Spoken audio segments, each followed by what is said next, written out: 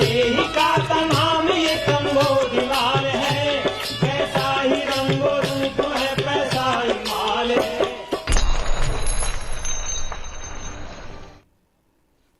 नमस्कार, मैं हूं शुभम शंकधर। आप देख रहे हैं मनी 9 और मनी सेंट्रल में आपका स्वागत है। दिन की बड़ी खबरों पर विस्तार से विश्लेषण के लिए मेरे साथ स्टूडियो में हैं मनी 9 के एडिटर अंशुमान तिवारी जी।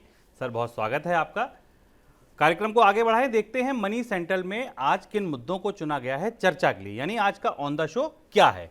तो आज सबसे पहले बात होगी, रूस ने डिफॉल्ट किया तो क्या होगा, कोरोना बन रहा चीन के लिए चुनौती, सऊदी अरब की नई चाल, मध्य पूर्व की ओर बढ़ रहा चीन, पेटीएम पर क्यों है आरबीआई को शक और ये एलआईसी को क्या हुआ। ये हैं आज के बड़े मुद्दे जिन पर हम चर्चा करेंगे। शुरुआत करते हैं रूस के डिफॉल्ट से। प्रतिबंधों में फंसे रूस की दिक्कतें पहाड़ जैसी हो गई हैं। अब ऐसी आशंका है कि 150 अरब डॉलर के कर्ज पर रूस डिफॉल्ट कर सकता है। हालांकि रूस की सरकार ने कहा है कि पूरा कर्ज वापस किया जाएगा, लेकिन कर्ज डॉलर में नहीं रूबल में वापस किया जाएगा। इसके बाद ये आशंकाएं गहरी हो गई कि जो डॉलर का कर्ज है 150 अरब डॉलर का, वो डिफॉल्ट हो जाएगा। चिंता की बात यह है कि इसमें केवल सरकार का कर्ज नहीं है, इसमें रूस की कंपनियां भी शामिल हैं। सर, रूस के डिफॉल्ट का मतलब क्या है और ये रूस को डिफॉल्ट मतलब किस मुश्किल परिस्थिति में ले जाएगा? शुभम, मनी सेंट्रल में हम लगातार रूस के डिफॉल्ट की संभावनाओं पर चर्चा कर रहे हैं। 150 बिलियन डॉलर का फॉरेन करेंसी डेट, रूस का सॉवरेन डेट अब डिफॉल्ट के करीब है, जिसका ब्याज उसे चुकाना है। रूस ने कहा है कि उसका रूबल में पेमेंट करेगा। डॉलर डिनोमिनेटेड डेट है, रूबल डिनोमिनेटेड डेट नहीं है। दुनिया के बाजारों के लिए ये पहली बार ऐसा मौका है जब कमोडिटी पर बैठा हुआ एक देश डिफॉल्ट के करीब है। अगर रूस ने, क्योंकि रूस की एक्सेस ही नहीं है दुनिया के फॉरेन करेंसी रिजर्व में जहां रूस का पैसा रखा हुआ है, तो इसलिए रूस के पास कोई ऑप्शन नहीं है कि वो रूबल के अलावा बाकी किसी और करेंसी में पेमेंट कर सके। इसकी संभावना दुनिया ने नहीं देखी थी और इसलिए इसको लेकर बाजार में काफ़ी गहमागहमी और चिंता है।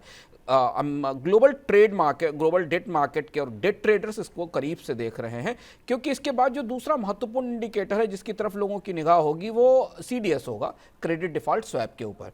अगर कोई देश अपने डेट में डिफ़ॉल्ट करता है, इंटरेस्ट पेमेंट में डिफ़ॉल्ट करता है, तो तात्कालिक तौर पर उसका तुरंत असर नहीं समझ में आता, हालांकि बड़ी चर्चा होती है। उसके बाद CDS की स्थिति क्या होती? CDS एक किस्म के इंश्योरेंस हैं, क्रेडिट डिफ़ॉल्ट स्वैप, जो किसी कंट्री के डिफ़ॉल्ट के बदले दिए जाते हैं।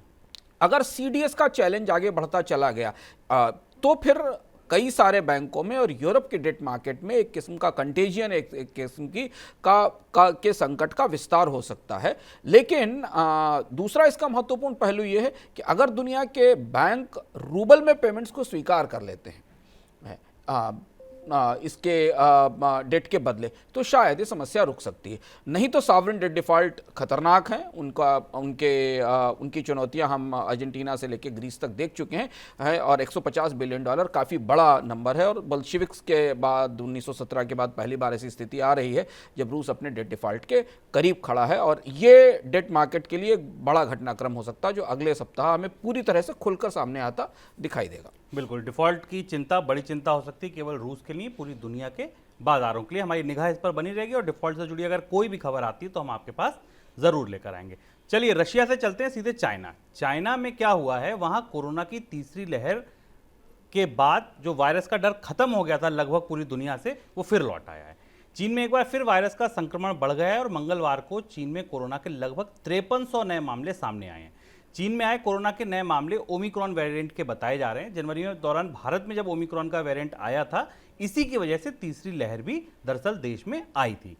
चीन के 31 में से 28 राज्यों में ओमिक्रॉन वेरिएंट के मामले सामने आए और करीब 4.5 करोड़ लोगों को लॉकडाउन में बंद कर दिया गया है घरों में। अब क्योंकि अर्थव्यवस्था प्रभावित होगी, तो इसकी वजह से UBS ने 2022 के लिए चीन का जो ग्रोथ अनुमान है, आर्थिक विकास दर का जो अनुमान है, उसको 5.4% से घटाकर 5% कर दिया है। सर, क्या मतलब है? चीन तो दुनिया की फैक्ट्री है सर, उसकी आर्थिक विकास दर के अनुमान अगर घटाए जा रहे हैं तो इसका और लोगों पर भी असर होगा। सबसे बड़ी समस्या शुभम सप्लाई चेन को लेकर है और हमने कोविड के पिछले 2 सालों के दौरान सप्लाई चेन की डिसरप्शंस को देखा, जो अभी तक उसका असर पूरी दुनिया झेल रही है। चीन में ये जो नया वेरिएंट आया और इसके कारण जो लॉकडाउन हुआ है वो शेंजन में हुआ है। शेंजन का जो पोर्ट है यानीतिन, वो दुनिया का चौथा सबसे बड़ा पोर्ट है और जिस बात का खतरा सबसे ज़्यादा है कि इस लॉकडाउन के कारण उस पोर्ट से जो जाने वाला सामान है वो रुक जाएगा। हमें ये समझना ज़रूरी है कि शेंजन दुनिया में इलेक्ट्रॉनिक्स से जुड़े हुए कंपोनेंट्स के एक्सपोर्ट का सबसे बड़ा सेंटर है। वहाँ पर टेंसेंट का बेस है, वहाँ पर हुआवे का बेस है, वहाँ पर फॉक्सकॉन और एप्पल के लिए फ़ोन बनाने वाली कंपनियों का बेस है। यहाँ से पूरी दुनिया में चिप और डिफरेंट तरीके के कंपोनेंट्स जाते हैं। चिंता इस बात की है कि अगर ये लॉकडाउन 15 दिन, 20 दिन, 1 महीने और चला तो फिर हम उस स्थिति में फंस सकते हैं जिससे दुनिया के कई सारे हिस्सों में इलेक्ट्रॉनिक कंपोनेंट्स की शुरुआती तौर पर कमी दिखाई दे सकती है। अभी हमें याद रखना होगा कि इलेक्ट्रॉनिक कंपोनेंट्स की, चिप्स की, इनकी इन्वेंट्रीज तैयार नहीं हो पाई हैं क्योंकि 2 साल से सप्लाई चेन डिसरप्टेड है। अब धीमे धीमे कामकाज शुरू हो रहा है, उत्पादन बढ़ना शुरू हो रहा है, डिमांड काफ़ी ज़्यादा है और उस बीच में ये अगला वेरिएंट चाइना के कुछ खास शहरों को, उन शहरों को जहाँ से इलेक्ट्रॉनिक्स का हब है, उन्हें प्रभावित करेगा। और यही वजह है कि हमें चीन की विकास दर के आकलन में गिरावट दिखाई दे रही है और ग्लोबल एजेंसीज को ये लग रहा है कि यदि ये वेरिएंट और इसका असर और लॉकडाउन 1 महीने, 1.5 महीने से ज़्यादा आगे खिंचा तो इसका असर पहले चीन की अर्थव्यवस्था पर, और चीन की दुनिया भर का सप्लायर है तो दुनिया की अर्थव्यवस्थाओं पर भी दिखाई देगा। बिल्कुल। अब भारत में आप इसका अनुमान, नेहरू प्लेस में शॉर्टेज शुरू हो जाएगी अगर 10 से 15 दिन चीन में यही स्थिति बनी रही। अब रुख करते हैं तेल के बाजार की तरफ। पिछले 1 हफ्ते में कच्चे तेल की कीमतों में जो उबाल आया था वो अब शांत पड़ने लगा है। अंतर्राष्ट्रीय बाजार में ब्रेंट क्रूड का भाव इस समय करीब $100 के करीब है, $100 प्रति बैरल। रूस की ओर से भारत को सस्ता तेल देने की पेशकश की गई। इस पर अमेरिका की जो प्रतिक्रिया आई है वो बहुत चौंकाने वाली है। अमेरिका ने कहा है कि भारत अगर रूस से कच्चा तेल खरीदता है तो इसे प्रतिबंधों का उल्लंघन नहीं माना जाएगा, यानी कि यूएस ने जो सैंक्शंस लगाए हैं उनका उल्लंघन नहीं माना जाएगा। लेकिन ऐसा करके भारत इतिहास के खराब पक्ष के साथ खड़ा हो जाएगा। सर, ये स्टेटमेंट इतना सरल नहीं लग रहा है जैसे दिया गया। क्या मायने हैं इस स्टेटमेंट के, क्या इसका डिप्लोमेटिक मीनिंग है? डिप्लोमेटिक मीनिंग यह है कि रूस का तेल और गैस सेक्टर सैंक्शंस के दायरे में नहीं है। अमेरिका ने अपने लिए उन प्रतिबंधों को लगाया है जिसमें कि वो रूस से तेल का आयात नहीं करेगा। हम चर्चा कर चुके हैं कि अमेरिका भी रूस से कच्चे तेल का आयात करता था। ब्रिटेन ने भी तेल का आयात रोका है। यूरोपियन यूनियन के देश विकल्प की तैयारी में है, उन्होंने आयात पर प्रतिबंध नहीं लगाया। तो तकनीकी तौर पर भारत रूस से कच्चे तेल का आयात कर सकता है और वो भी जब डिस्काउंट पर अवेलेबल हो तो वो सस्ता पड़ सकता है। पर अमेरिकन डिप्लोमेसी ने और अमेरिकन गवर्नमेंट ने भारत को अजीब दुविधा में ले जाकर खड़ा कर दिया है। सैंक्शन से बाहर होने का संकेत है, लेकिन इतिहास के गलत हिस्से के साथ अमेरिका ने कहा है कि इतिहास नए सिरे से लिखा जा रहा है और भारत को यह तय करना चाहिए कि वो किस तरफ खड़ा है। अमेरिकन चैम्बर ऑफ कॉमर्स और अमेरिकी कंपनियों की तरफ से भी जो संकेत आए हैं वो इस तरीके के हैं कि भारत अगर रूस से सस्ता कच्चा तेल खरीदता है तो उसे दुनिया में रूस के साथ खड़ा या एक आक्रामक देश के साथ जो हमला कर रहा है उसके साथ खड़ा देखा जा रहा है। इसके 2 और महत्वपूर्ण पहलू हैं। 15 दिन में रूस और यूक्रेन की जंग एक दूसरे मुकाम पर पहुंच गई है जहां जिसका कोई नतीजा होता नहीं दिखाई दे रहा। ऐसा लग रहा था कि जंग 2-3 दिन से ज़्यादा नहीं चलेगी। रूस और यूक्रेन के बीच बातचीत के नए सिरे से कोशिशें शुरू हो गई हैं। रशिया की इकोनॉमी लगातार ढहती जा रही है जिस पर हम लगातार चर्चा कर रहे हैं। भारत के लिए डिप्लोमेटिकली, राजनयिक रूप से ये बड़ा चुनौती भरा क्षण है जब वो ये तय करेगा कि उसे क्या करना है। ये भारत की सरकार को डिप्लोमेटिकली इसका फैसला लेना है। जहां तक रूस से सस्ते तेल आयात की बात है, हम इस पर कल विस्तार से चर्चा कर चुके हैं कि रूस से सस्ता तेल आने से भारत में पेट्रोल डीजल की कीमतों में कमी नहीं होगी क्योंकि हमारी डिपेंडेंस अरब के ऑयल पर हमारी ज़रूरतों का की 80% तक है। रूस से हमें 5-10% सस्ता तेल मिल सकता है। तो फिर रूस के तेल का क्या होगा? अगर भारत ये जोखिम लेता है, अगर हम अमेरिका की बात करें कोट एंड कोट में इतिहास के गलत हिस्से के साथ दर्ज करता है, तो इस तेल से भारत को सिर्फ एक ही ज़रूरत पूरी हो सकती है कि वो अपने स्ट्रेटेजिक रिजर्व्स बना ले। ये सस्ता तेल लाकर भारत में रणनीतिक भंडारों में रखा जा सके, जो दुनिया के कई देश बनाते हैं। भारत में भी रणनीतिक भंडार बनाने की प्रक्रिया है। वो ये सस्ता तेल लाकर वहाँ उसका इस्तेमाल किया जा सकता है 2 महीने 3 महीने के रणनीतिक भंडारों की खरीद के लिए। उदाहरण है इसके, ईरान पर प्रतिबंधों के बाद चीन ने काफ़ी तेल खरीदा था पीछे के रास्ते से और अपने स्ट्रेटेजिक रिजर्व्स बनाए थे। अभी भी चीन रशिया से तेल आयात कर रहा है और अपने स्ट्रेटेजिक रिजर्व्स बनाने की कोशिश कर रहा है। अब ये फैसला अगले 24 घंटे 48 घंटे में सरकार की तरफ से सार्वजनिक हो जाएगा कि भारत ने कूटनीतिक तौर पर क्या फैसला लिया है और वो रूस से तेल आयात करता है या नहीं। जहाँ तक तेल की कीमतों का सवाल है, भारत में अगले 15 दिन तक सरकार अभी शायद और इंतजार करने के मूड में दिखती है। तेल की कीमतों में तेज उतार चढ़ाव है, तेल कंपनियों के डिविडेंड्स का भी मौका है। सरकार के पास पिछले साल की तुलना में रिकॉर्ड डिविडेंड आए हैं इस बार। इस साल का सरकार का डिविडेंड रिकॉर्ड और पब्लिक सेक्टर कंपनियों के लाभांश बहुत अच्छे हैं। तो शायद अभी अगले 15 दिन तक परिस्थितियों पर और इंतजार किया जाएगा और जब तेल की कीमतें एक लेवल पर स्थिर हो जाएंगी तब सरकार शायद पेट्रोल डीजल की कीमतों के बारे में अंतिम फैसला लेगी। तो हम ये राहत की सांस ले सकते हैं कि अगले एक हफ्ते तक शायद पेट्रोल की डीजल की कीमतों में बढ़ोतरी होने की गुंजाइश नहीं है। हालांकि कहना निश्चित रूप से कहना संभव मुश्किल है कि सरकार के किस दिशा में फैसला लेगी। लेकिन एक महत्वपूर्ण बात यह समझना शुभम जरूरी है कि किसी भी परिस्थिति में भारत जहां खड़ा है महंगाई में, वहां पेट्रोल डीजल की कीमतों में बढ़ोतरी नहीं होनी चाहिए। सरकार और तेल कंपनियों को मिलकर हर हाल में पेट्रोल डीजल की कीमतों को 100 रुपए पर लीटर से नीचे रखने की कोशिश करनी चाहिए, नहीं तो इसके लॉन्ग टर्म असर भारतीय अर्थव्यवस्था पर बहुत गहरे होंगे और पूरी दुनिया की सरकार इस बात की कोशिश में लगी है कि उनके यहाँ ईंधन महंगा ना हो। बिल्कुल। और कल सरकार ने संसद में यह बयान भी दिया है कि बहुत सारे फैक्टर्स ऐसे हैं जो तेल की कीमतों को प्रभावित करते हैं, तो हम अभी 10-15 दिन में इस पर कैलिब्रेटेड अप्रोच लेंगे और इसको रैशनलाइज करेंगे। तो ये उम्मीद बिल्कुल सही है कि अंशुमान जी ने जो कहा कि अगले 10 दिन मान सकते हैं, 15 दिन आप मान सकते हैं कि कोई बड़ी बढ़ोतरी की गुंजाइश फिलहाल नहीं है। तेल के बाजार से सर एक और खबर आई, वो खबर आई सऊदी की तरफ से। सऊदी अरब ने ये कहा कि वो तेल के बदले जो पेमेंट है वो डॉलर की जगह युआन में लेने पर विचार कर रहा है। ये कितना बड़ा शिफ्ट है, इसका क्या मतलब है इस स्टेटमेंट का? ये मुझे लगता है कि शुभम अंतर्राष्ट्रीय संबंधों की दृष्टि से, कूटनीति की दृष्टि से, डॉलर की बादशाहत की दृष्टि से और चीन के दुनिया में उभार की दृष्टि से ये बहुत महत्वपूर्ण शिफ्ट है जिसे करीब से समझा जाना चाहिए, क्योंकि इसके असर बहुआयामी हैं। सबसे महत्वपूर्ण चीज़ शुरुआत हम यहाँ से समझने की करते हैं कि सऊदी अरब जो है वो चीन का सबसे बड़ा क्रूड ऑयल पार्टनर है। सऊदी अरब से सबसे बड़े चीन का जो कच्चे तेल का आयात है उसमें सऊदी अरब की हिस्सेदारी काफ़ी बड़ी है। करीब चाइना ने 88 मिलियन टन के आसपास क्रूड ऑयल सऊदी अरब से पिछले साल 2020 में खरीदा था और ये 16% हिस्सा है सऊदी अरब का चीन के बाजार में। तो जो सऊदी अरब ने जो संकेत दिया है वो संकेत ये है कि अगर चाइना अपने तेल का भुगतान युआन में करना चाहता है तो हमें वो स्वीकार होगा। हमें यह समझना जरूरी है कि दुनिया में तेल की खरीद के 80% पेमेंट डॉलर में होते हैं, अमेरिकी डॉलर में होते हैं, और इसीलिए उसको पेट्रो डॉलर कहा जाता था पुराने दौर से। लेकिन इधर पिछले 10 सालों में मिडिल ईस्ट की पॉलिटिकल सिचुएशन में राजनीतिक और व्यवस्था में शिफ्ट आया और उस शिफ्ट में सऊदी अरब उस शिफ्ट का बड़ा हिस्सा है। हमें यहाँ याद करना ज़रूरी है कि अभी यूक्रेन संकट के बाद अमेरिकी राष्ट्रपति ने और अमेरिका ने सऊदी अरब से बात करने की कोशिश की थी और ये कहा था कि पेट्रोल की के उत्पादन में बढ़ोतरी की जाए क्योंकि कीमतें बढ़ी हुई हैं। सऊदी अरब ने उससे बात करने से मना कर दिया था अमेरिका से, ये खबर चर्चा में थी। बिल्कुल। और उसके बाद सऊदी अरब ने दुनिया के बाजार में कीमतें भी बढ़ा दी थी। ये भी हमारे सामने आ चुका है। सऊदी अरब और अमेरिका के रिश्ते थोड़े नरम गरम हैं। 2020 के बाद बाइडेन के आने के बाद भी इन रिश्तों में कोई सुधार नहीं आया है और इसलिए युआन के जरिए पेट्रोल डीजल का पेमेंट करने, कच्चे तेल का पेमेंट करने से कम से कम बहुत सारे बड़े बाजारों में युआन की साख बढ़ेगी और उसका असर हमने आज फॉरेक्स मार्केट पर देखा। युआन डॉलर के एक्सचेंज रेट में, युआन और सऊदी अरब की मुद्रा के एक्सचेंज रेट में खासी उथल पुथल दिखाई दी। तो तात्कालिक तौर पर सऊदी अरब अमेरिकी धुरी से खिसक कर चीन की धुरी की तरफ जा रहा है और जिसकी तैयारी काफ़ी पहले से चल रही थी शायद।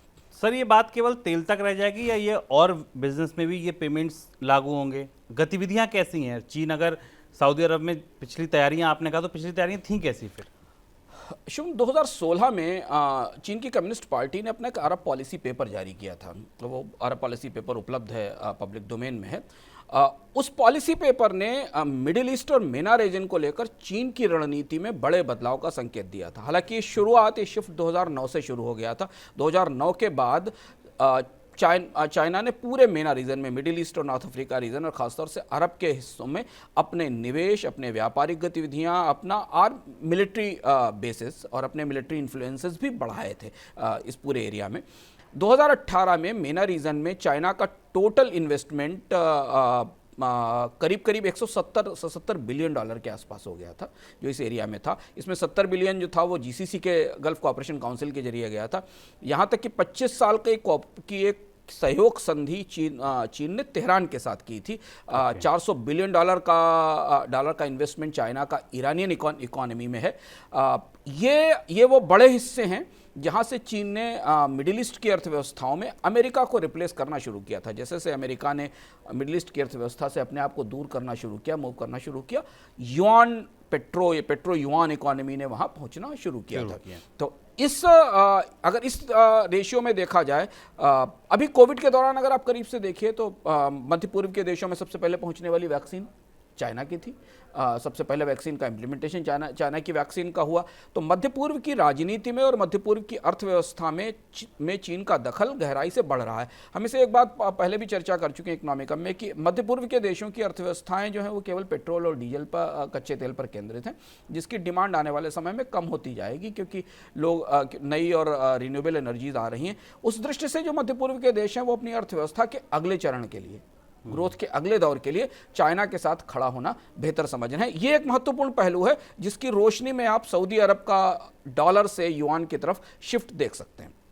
सर, जब अर्थव्यवस्था की बात हो, चीन के दखल की बात हो, तो बेल्ट एंड रोड प्रोजेक्ट जो है वो भी बहुत अहम प्रोजेक्ट है, उसकी कितनी अहमियत है फिर इसकी? 2013 में ये प्रोजेक्ट आया था शुभम, और इसने सऊदी अरब में, इसने मिडिल ईस्ट में चीन के दखल को अचानक कई गुना बढ़ा दिया। बीआरआई के बेनिफिशियरीज में भारत में पाकिस्तान भी है, लेकिन बीआरआई के बेनिफिशियरीज का एक बड़ा हिस्सा मिडिल ईस्ट में फैला हुआ है। मेरे पास जो आंकड़े हैं उस हिसाब से करीब 21 स्टेट्स के साथ, मिडिल ईस्ट और नॉर्थ अफ्रीका के स्टेट्स के साथ, जिसमें 18 अरब कंट्रीज हैं, यहाँ पर बीआरआई के इंटरेस्ट हैं बेल्ट एंड रोड इनिशिएटिव का। ये मेगा इंफ्रास्ट्रक्चर प्रोजेक्ट है जिसमें सड़क, metro, housing development, gas pipelines, electricity, सब कुछ इंफ्रास्ट्रक्चर के साथ आता है।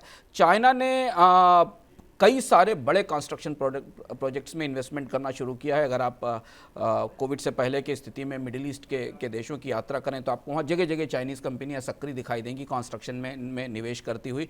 2018 में चाइना अरब स्टेट कोऑपरेशन फोरम की मीटिंग हुई थी, जिसमें चाइना ने अरब देशों को स्ट्रेटेजिक पार्टनरशिप के लेवल पर शामिल कर लिया था। जो अरब कोऑपरेशन लेवल की मीटिंग हुई थी, ये बीआरआई के बाद की घटना है। बीआरआई में चाइना को शामिल किया गया था। ये माना जा रहा है कि चाइनीज़ बैंक्स का एक करीब $3 बिलियन का एक फंड है, कंसोर्टियम फंड है, जिसे स्पेसिफिकली अरब देशों में निवेश के लिए तैयार किया गया। तो आप समझ सकते हैं कि ये बिसात किस तरीके की है और किस तरह पूरे मिडिल ईस्ट में चीन का इन्फ्लुएंस बढ़ रहा है, जिसका सीधा मतलब यह है कि चीन दुनिया में सबसे बड़ा इंपोर्टर है कच्चे तेल का। उसे सबसे पहले अपनी एनर्जी सिक्योरिटी इंश्योर करनी है, और ऐसी वोलेटाइल सिचुएशन में मिडिल ईस्ट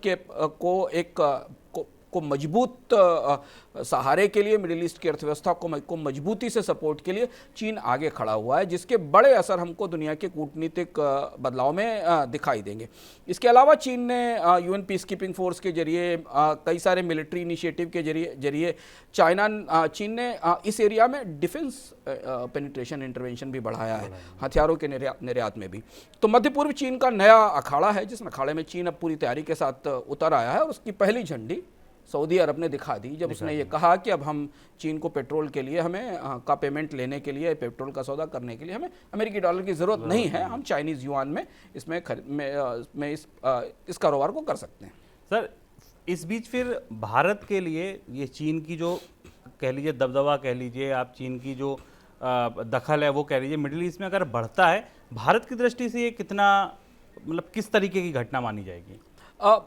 चीन और मिडिल ईस्ट के रिश्ते भारत के पैरेलल हैं। भारत के लिए चीन अपने तरह से स्ट्रेटजिक या आर्थिक रूप से चुनौती तो है ही, लेकिन मध्य पूर्व की राजनीति में भारत का दखल कूटनीतिक रूप से, आर्थिक रूप से उतना बड़ा नहीं है। हमने पहली बार भारत की तरफ से एक बड़ी पहल अभी देखी जब यूनाइटेड अरब अमीरात के साथ भारत का FTA हुआ था। अमीरात थोड़ा दूसरे ध्रुव की तरफ खड़ा हुआ मुल्क है। अभी UAE के साथ भारत ने भी वहाँ की अर्थव्यवस्था में दखल की कोशिश की है, पर चीन की सबसे बड़ी ताकत उसका फॉरेक्स रिजर्व है, चीन की विराट कंस्ट्रक्शन कंपनियां हैं, चीन की एनर्जी गजलिंग इकोनॉमी है, और चीन की ह्यूज डिमांड है, जिसकी वजह से उस एरिया में वो इन्फ्लुएंस कर रहा है। अगर आप सिर्फ पेट्रोल डीजल के दृष्टि से देखें, डिप्लोमेटिकली तो इसके बहुत सारे मीनिंग हो सकते हैं, लेकिन अगर पेट्रोल डीजल की दृष्टि से देखें, युआन का क्रूड इंपोर्ट बास्केट में शामिल होना अरब में अगर होता है ऐसा, जैसा सऊदी अरब ने कहा है, और युआन का एक इंपॉर्टेंट करेंसी के तौर पर रिकॉग्नाइज किया जाना, ये पेट्रोल डीजल की पूरे दुनिया के ट्रेड को बदलने में बड़ी भूमिका निभाएगा। क्योंकि अगर ये करेंसी तेल देश स्वीकार करना शुरू कर देते हैं, तो दुनिया के बाकी देश फिर अपने रिजर्व्स में युआन का हिस्सा बढ़ाना शुरू करेंगे, क्योंकि उससे फिर बाकी जो इंपोर्टर्स हैं वो भी युआन का इस्तेमाल कर पाएंगे पेमेंट करने के लिए। और यही वो बड़ा शिफ्ट है, जिस शिफ्ट की संभावना हमें रूस के संकट के बाद, रूस यूक्रेन संकट के बाद हमें आती दिखाई दे रही है। दिखाई देती है, बिल्कुल। चलिए, रूस, चाइना, अमेरिका, सऊदी अरब सब जगह घूमकर अब आते हैं सर भारत पर। और भारत में आज जो खबर सुर्खियों में वो है पेटीएम की। तो सबसे पहले चर्चा पेटीएम पे होगी। पेटीएम अगर कोई इंसान होता तो और उसके 3 बेस्ट फ्रेंड होते, मान लीजिए एक नियामक होता, एक निवेशक होता और एक उसके कस्टमर होते, तो तीनों इस समय उससे खफा होते। ये खफा क्यों होते, आरबीआई को इस पर शक क्यों है, इन सब चीज़ों पर हम चर्चा करें, बात करें अंशुमान जी से। उससे पहले आप समझ देखिए मनी 9 की स्पेशल रिपोर्ट पेटीएम पर। देश का सबसे बड़ा आईपीओ, सबसे तेज ग्रो हो रही फिनटेक कंपनी, भारत के सफलतम स्टार्टअप का चेहरा, डिजिटल पेमेंट कंपनी पेटीएम का आईपीओ जब लॉन्च हुआ तो कुछ इसी तरह की कीर्ति गाथाएं सुनाकर निवेशकों का उत्साह बढ़ाया गया और उन्हें आईपीओ में पैसा लगाने के लिए प्रोत्साहित किया गया। लेकिन आईपीओ में पैसा लगाने वाले निवेशक अब ठगे हुए लग रहे हैं। 2150 रुपए के इशू प्राइस वाला आईपीओ 72% तक लुढ़क चुका है, यानी निवेशकों के लगाए हर 100 रुपए अब सिर्फ 28 ही बचे हैं। आईपीओ लॉन्च होने के समय भी निवेशकों का ठंडा रिस्पांस था। उस समय आने वाले अधिकतर आईपीओ को निवेशकों ने हाथों हाथ उठाया था, लेकिन पेटीएम का आईपीओ 2 गुना भी सब्सक्राइब नहीं हो सका था। ज्यादातर संस्थागत निवेशकों ने इससे दूरी बनाई हुई थी, लेकिन रिटेल निवेशकों में खरीदारी का जोरदार उत्साह था और उसी उत्साह ने उन्हें घाटे में चल रही कंपनी में पैसा लगाने के लिए मजबूर कर दिया। लेकिन शेयर बाजार में लिस्ट होते ही पेटीएम की कलाई उतरना शुरू हो गई। पहले ही दिन आईपीओ निवेशकों को लगभग 26% का घाटा हुआ। शेयर घटकर 1586 रुपए तक जो आ गया था। ग्लोबल ब्रोकरेज कंपनी मैक्वारी ने पेटीएम के बिजनेस मॉडल को दिशाहीन बताया था और शेयर को अंडर परफॉर्मर बताते हुए 1200 रुपए का प्राइस दिया था, जो इशू प्राइस से 44% कम था। पहले ही दिन पेटीएम के शेयर में आई गिरावट से जो आईपीओ निवेशक संभल कर बाहर निकल गए, उनको उतना नुकसान नहीं हुआ जितना नुकसान उन निवेशकों को हो रहा है जो अभी भी अपना निवेश बनाए हुए हैं।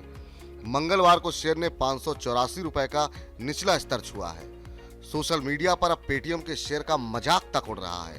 पेटीएम की पेरेंट कंपनी का नाम 197 कम्युनिकेशन है। मजाक में लोग बोल रहे हैं कि पेटीएम का जायज भाव तो 197 रुपए ही है, यानी 197। ब्रोकरेज कंपनी मैक्वारी ने इस साल जनवरी में पेटीएम के भाव के लक्ष्य को घटाकर 900 रुपए और करीब 1 महीना पहले घटाकर 700 रुपए कर दिया था। फरवरी में ही कंपनी के तिमाही नतीजे भी घोषित हुए थे और 780 करोड़ रुपए का घाटा दिखाया गया था। लेकिन पेटीएम के लिए और खराब दौर आना अभी बाकी था और उस दौर की शुरुआत शुक्रवार रात को हुई। रिजर्व बैंक ने पेटीएम बैंक पर नए ग्राहक जोड़ने से रोक लगा दी, साथ में ऑडिट कराने का भी निर्देश दिया। पेटीएम पर मनी लॉन्ड्रिंग और केवाईसी नियमों की अनदेखी का भी आरोप लगा। मामला अभी शांत भी नहीं हुआ था कि कंपनी के बड़े निवेशक सॉफ्ट बैंक के प्रतिनिधि मनीष वर्मा ने कंपनी छोड़ दी। बस फिर क्या था, शेयर की पिटाई और शुरू हुई और मंगलवार को भाव घटकर 584 रुपए तक आ गया। अब बड़ा सवाल, क्या शेयर और टूटेगा? ब्रोकिंग कंपनी मैक्वारी का मानना है कि आरबीआई के कदमों का पेटीएम के कारोबार पर ज्यादा असर नहीं पड़ेगा। मैक्वारी ने पेटीएम के लिए जो 700 रुपए का लक्ष्य दिया हुआ था, उसे फिलहाल बरकरार रखा है। मॉर्गन स्टैनली का भी मानना है कि निकट भविष्य में अस्थिरता का माहौल मैनेज हो जाएगा, लेकिन शेयर के भाव पर रेगुलेटरी अनिश्चितता हावी रहेगी। मॉर्गन स्टैनली ने पेटीएम के शेयर का लक्ष्य घटाकर 935 रुपए कर दिया है और साथ में रेटिंग भी कम की है। आगे भाव कहीं भी जाए, लेकिन पेटीएम के निवेशकों को हुए घाटे से आईपीओ के समय तय हुए इशू प्राइस को लेकर सेबी की भूमिका को लेकर कई सवाल उठे हैं। शायद यही वजह है कि तमाम आलोचनाओं के बाद अब सेबी ने आईपीओ वैल्यूएशन को लेकर नियम सख्त करना शुरू कर दिए हैं। यानी पेटीएम के आईपीओ को लेकर अच्छी बात यही रही कि रेगुलेटर की नींद खुली है, जो शायद भविष्य में आईपीओ निवेशकों को सुरक्षित कर सके। मनी 9 के लिए हर्ष चौहान की रिपोर्ट। मुझे लगता है इस रिपोर्ट के बाद आप समझ गए होंगे कि मैं क्यों कह रहा था कि तीनों दोस्त नाराज होंगे।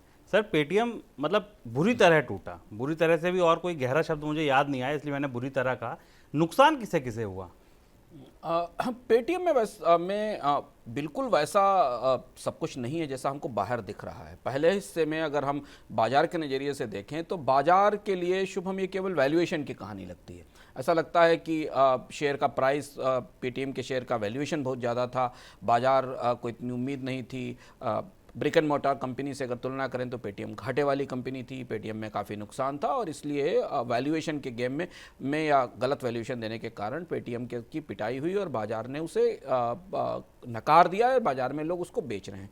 ये एक कहानी है जो बार बार कही गई, सुनाई गई और अब हमारे सामने स्पष्ट है। लेकिन इसके पीछे इसका बड़ा नुकसान केवल छोटे निवेशकों को ही नहीं हुआ, इसका बड़ा नुकसान म्यूचुअल फंड्स को हुआ। और जिन म्यूचुअल फंड्स में खासतौर से बिरला म्यूचुअल फंड ऐसे म्यूचुअल फंड्स हैं जिनमें काफ़ी पैसा पेटीएम में लगा था और अगर उनके निवेशकों की एनएवी देखी जाए तो उन्हें भी इसका बड़ा हिट झेलना पड़ा है। लेकिन बात यहाँ तक शुभम सीमित नहीं है। स्टॉक मार्केट में गिरावट होना, ऊपर नीचे जाना स्टॉक्स का उतना महत्वपूर्ण नहीं है जितना महत्वपूर्ण ये है। यहाँ सेबी ने अपनी गलती मानी है, सेबी रेगुलेटरी फ्रेमवर्क चेंज कर रही है जिस पर विस्तार से चर्चा करें। आरबीआई का इस तरह से पेटीएम पर पाबंदी लगाना, पेटीएम के भीतर के कामकाज पर गहरे सवाल उठाना काफ़ी कुछ बड़ी चीज़ें इंडिकेट करता है। आरबीआई ने कहा है कि पेटीएम पेमेंट बैंक के, जो खबरें हमारे पास निकलकर सूत्रों के जरिए और अलग अलग स्रोतों से आ रही हैं, कि आरबीआई का कहना है कि पेटीएम पेमेंट बैंक ने जो सर्टिफिकेट ऑफ ऑथराइजेशन दिया था उसमें जो जानकारियां दी गई थी वो पारदर्शी नहीं थी, फैक्चुअली इनकरेक्ट थी। यानी पेटीएम जिस चीज की का दावा कर रहा था अपने अंदर कामकाज की पारदर्शिता को लेकर, वैसी पारदर्शिता नहीं दिखाई दी। अब ये जो पारदर्शिता का सवाल है, ट्रांसपेरेंसी का सवाल है, ये मुझे लग रहा है कि आरबीआई के लिए सबसे बड़ा मुद्दा बन चुका है, क्योंकि भारत का फिनटेक सेक्टर बहुत तेजी से ग्रो कर रहा है और पेटीएम फिनटेक सेक्टर की सबसे बड़ी कंपनी है, मार्केट लीडर है। एक तरीके से मार्केट में फिलहाल अगर वॉलेट में देखा जाए तो मोनोपोली है। वहां आरबीआई को ऐसा लग रहा है कि पेटीएम में अगर कामकाज के नियम पैमाने स्पष्ट नहीं किए गए तो एक बड़ा नेटवर्क जो तैयार हो रहा है और फिनटेक में निवेश का, उस पर रिस्क पैदा होगा। और इसलिए फिनटेक के आरबीआई का ये पूरा का पूरा फैसला पेटीएम के अंदरूनी कामकाज की साख को लेकर प्रभावित कर रहा है और इसलिए पेटीएम ब्रांड को काफी हिट हुआ है। सर, डर क्या है आरबीआई को? मतलब क्या ये company too big to fail जैसी हो जाएगी या डर क्या है? मतलब आरबीआई को नए कस्टमर को रोक देना, अगर कोई ऐसा डर है तो सर सीधे उस पर कार्रवाई की जाए। आंकड़ों को लेकर दिक्कत है, पारदर्शिता को लेकर दिक्कत है, आरबीआई इतना डर क्यों रहा है? आरबीआई को तीन तरीके, अपेरेंटली आरबीआई ने कुछ कहा नहीं है, पर जितना हम लोगों से बात करके पेटीएम के भीतर और पेटीएम को लेकर पिछले सालों में भी रेगुलेटर्स के कई सारे एक्शंस हुए हैं, उसे देखें तो पेटीएम के पूरे कामकाज में इशू के वैल्यूएशन से लेकर व्यवस्थाएं चलाने तक पारदर्शिता की गहरी कमी है। और कोई भी रेगुलेटर, खासतौर से वो रेगुलेटर जो भारत में हर तरीके के घोटालों से जिसके हाथ जले हुए हैं, वो इसमें कोई रिस्क नहीं ले सकता। पहली चीज तो ये टू बिग टू फेल है, ये बिल्कुल सही बात है। 60 मिलियन बैंक अकाउंट्स हैं पेटीएम के पास, करीब करीब 300 मिलियन वॉलेट्स हैं, 100 मिलियन केवाईसी कस्टमर हैं।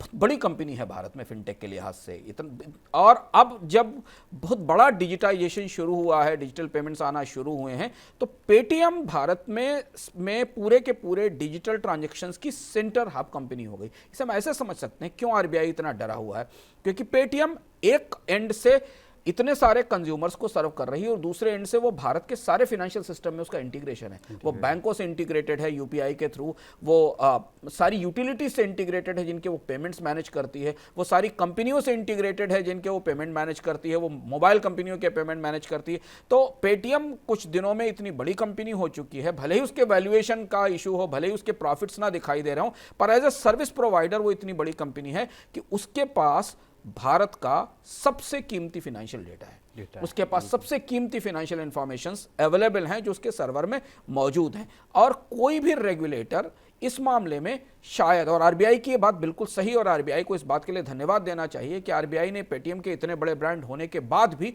सख्ती करने में 1 मिनट का भी समय नहीं लगाया। आरबीआई ये इंश्योर करना चाहता है कि यदि पेटीएम के अंदर कुछ पारदर्शिता नहीं है, डेटा लीक के इश्यूज हैं, सही ढंग से आईटी ऑडिट नहीं हुआ है, तो इसे तत्काल किया जाना चाहिए। क्योंकि अगर इसके बाद कोई क्राइसिस आती है शुभम, तो ये पूरे फिनटेक सेक्टर की साख के लिए बहुत गहरी भारी पड़ेगी और फिनटेक एक उभरता हुआ सेक्टर है। दूसरी बात आरबीआई का डर जो वो ये है कि पेटीएम एक किस्म का रोल मॉडल है।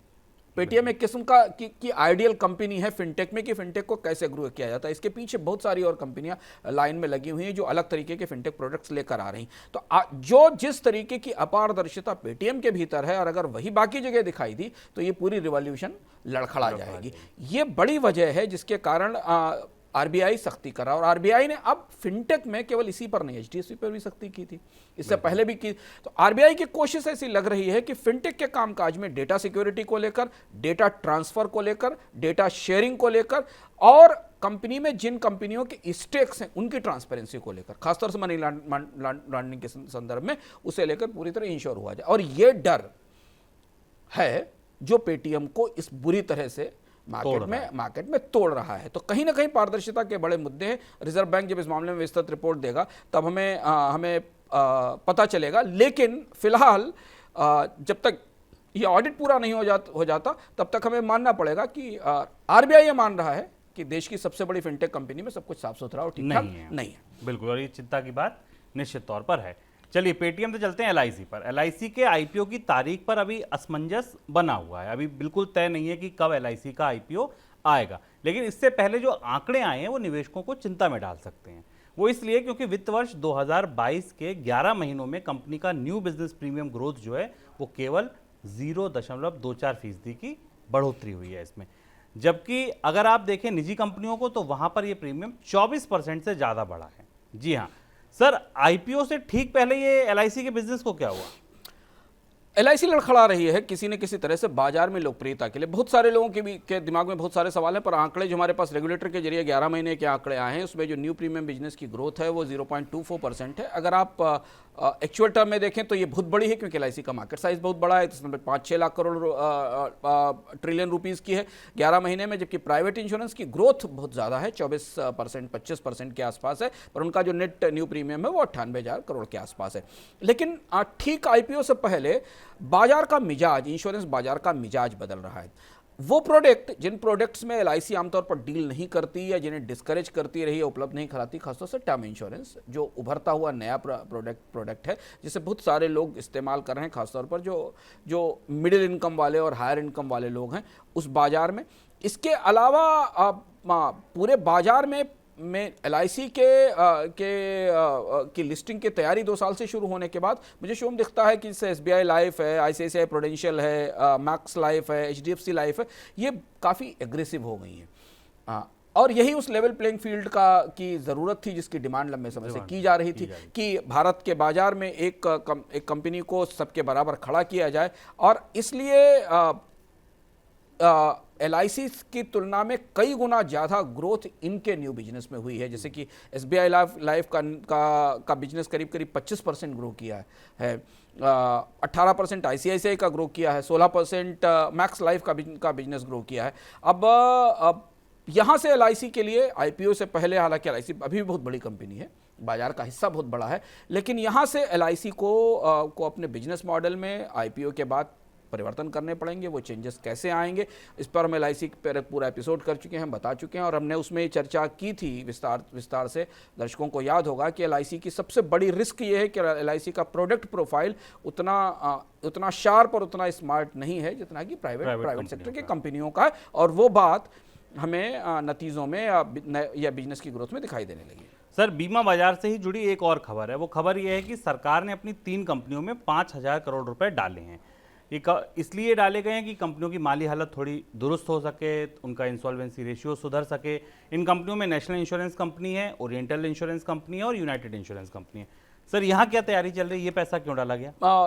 3 में से 2 कंपनियां हैं। ऐसा माना जा रहा है कि सरकार ने बजट में इसकी घोषणा की थी कि 5,000 करोड़ रुपए का रिकैपिटलाइजेशन इंश्योरेंस कंपनियों को दिया जाएगा। कोशिश यह है कि ये कंपनियां अपने कामकाज को ठीक कर सकें, अपने घाटे रिकवर कर सकें। पिछले साल भी सरकार ने करीब 12,450 करोड़ रुपए इन 3 इंश्योरेंस कंपनियों को दिए थे जिनका आपने नाम लिया था। लेकिन अब इसमें से 2 ऐसी कंपनियां हैं। इस बात के संकेत मिल रहे हैं कि अगर एलआईसी के आईपीओ को अच्छा समर्थन मिला, जिसकी संभावना दिखाई दे रही, बड़ा आईपीओ अगर अच्छा समर्थन मिलता है, तो उसके बाद अगले चरण में सरकार इनमें से 2 कंपनियों को कम से कम 2 बीमा जनरल इंश्योरेंस कंपनियों को भी बाजार में लिस्ट कराएगी और उसका डाइवेस्टमेंट करेगी। हमें ये याद रखना होगा कि सरकार ने बीमा क्षेत्र में सारी कंपनियों के आईपीओज के लिए और उनकी स्ट्रक्चरिंग की घोषणा पिछले साल की थी, जिस क्रम में पहला कदम देश की सबसे बड़ी लाइफ इंश्योरर का है। उसके बाद शायद 2 और कंपनियां कतार में हैं जिन्हें 5,000 करोड़ रुपए देकर उनके वित्तीय ढांचे को, उनके नुकसानों को ठीक करने, उनके घाटों को कम करने की कोशिश की गई है। और अगर ये उस तरफ जाने की तैयारी है तो हम अगले साल कम से कम 2 सरकारी बीमा कंपनियों का आईपीओ आता देखेंगे अगले साल, या अगले साल के अंत तक शायद उनकी तैयारी भी शुरू हो जाएगी। बिल्कुल। तो ये था आज का मनी सेंट्रल तमाम खबरें। कल की एक खबर मैं आपको आज से ही बता जा रहा हूं सर। आज शाम को फेड की बैठक है। पूरी उम्मीद है, पूरी आशंका कहिए, उम्मीद तो क्या कहें कि कर्ज महंगा हो सकता है। क्या आपको लगता है कि कर्ज का जो साइकिल था वो अब यहाँ से पलट जाएगा? इसका पहला संकेत हमें मिल जाएगा? पहला संकेत मिलना चाहिए आज। 2 चीज़ों पर हमारी निगाह रहेगी, क्योंकि भारतीय समय के अनुसार वो बैठक मध्यरात्रि के आसपास होती है। उसका फैसला हमारे पास आधी रात तक आ पाएगा, इसलिए हम कल इस पर विस्तार से चर्चा करेंगे। शेयर बाजारों में आज इस बैठक के नतीजे को डिस्काउंट किया गया, इसलिए हमने बाजारों में बाद में थोड़ी रिकवरी देखी। शेयर बाजार मान रहे हैं कि 25 बेसिस पॉइंट की बढ़ोतरी कम से कम फेड की तरफ से आएगी। और यह माना जा रहा है कि इस साल कम से कम 4 ऐसी बढ़ोतरी और अगले साल 3 ऐसी बढ़ोतरी और हो सकती हैं, जो इंडिकेशन है। पर महत्वपूर्ण बात शुभम ये होगी कि 25 बेसिस पॉइंट की ब्याज दर में बढ़ोतरी तो मार्केट डिस्काउंट कर रहा है। बाजार को पता है कि होना है।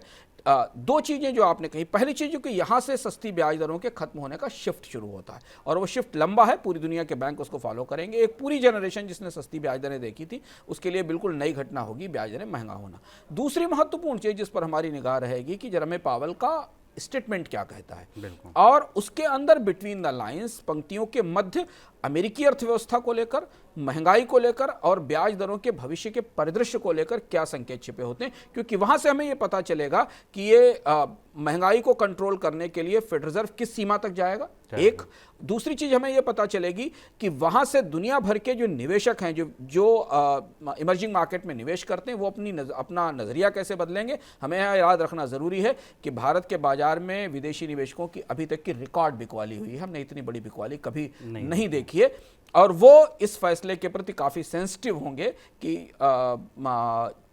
American federal reserve 25 basis point की बढ़ोतरी के अलावा भविष्य के लिए क्या संकेत देता है। तो सब पे हमारी निगाह रहेगी। कल हम इस पर विस्तार से चर्चा करेंगे। बिल्कुल। और इस पॉलिसी का पूरा विश्लेषण आपको कल मनी सेंट्रल में अंशुमान जी की ओर से देखने को मिलेगा। तो कल शाम को 7 बजे जुड़ना ना भूलिएगा। सर, बहुत शुक्रिया आपका आज जुड़ने के लिए। दीजिए इजाजत, नमस्कार। का तमाम ये कम्बोज लाल है, कैसा ही रंगो